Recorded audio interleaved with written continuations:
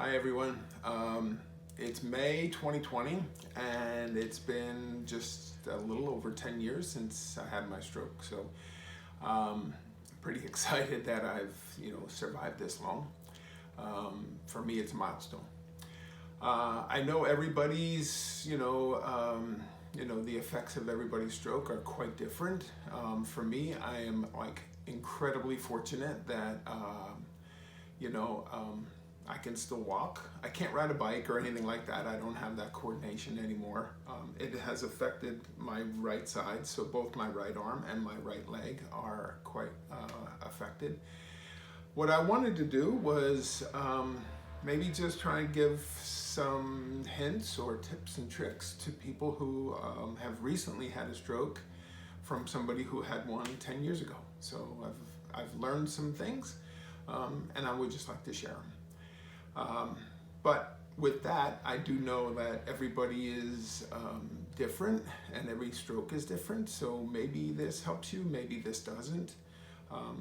Like I say, I feel really fortunate that it does help me and that I can still do lots of things.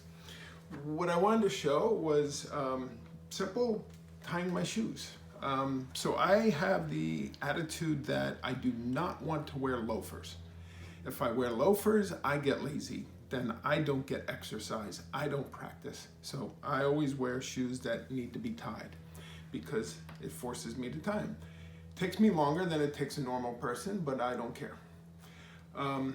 Just wanted to show you one thing here too, because of walking with a limp, you can see that this part of the right shoe is worn a lot more than the rest of the shoe, and that's because I do have a bit of a foot drop and I can't always pick up my toes as much as I'd like. But here's the trick. Here's what I want to show. When I tie my shoes, I do a couple of things. When I replace the laces, I make sure I buy laces that are nice and long. And if they're really short, then it's so hard to tie. And if you can see, my hand isn't all that dexterous. I should pause for a second and tell you something about my hand.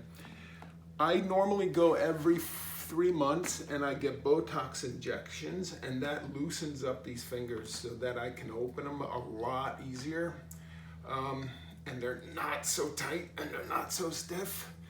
But because of this coronavirus, I have not been able to go for like 5 or 6 months, and my hand is a lot tighter than it should be. Maybe I'll do another video and show you what the hand is like, with Botox, how much more relaxed it is. But here's how I tie my shoes. What I do is pretty normal, but I favor my left hand because that's the one that has the strength. The right hand really pretty much just holds on to the string. And I use the left hand for most everything. I do try to, and here's where the Botox really helps. I have such a hard time getting a finger out just so I can hold that. And then again, I use the left hand to make another, and if you notice, I make big loops. I don't want these things to be short because then it's a lot harder. And over here, the right hand, again, all it has to do is really get the thumb under that string so it can pull. But here's the tip. You would then say, well, dude, you went and bought these long strings and now you're gonna trip over them. No, I'm not. What I'm gonna do is just take the 2 loops and tuck them into the side. And now I can walk around all day long and there's nothing flopping. The other side of the trick is at the end of the night, normally when you go to take off these strings, half the time I get a knot. And then I'm getting all frustrated because I have to untangle this knot and I want to take my shoe off. But guess what? I left these two ends out. So at the end of the day, all I do is grab them and pull, and my shoe is undone. So even though it's really hard to do with this hand,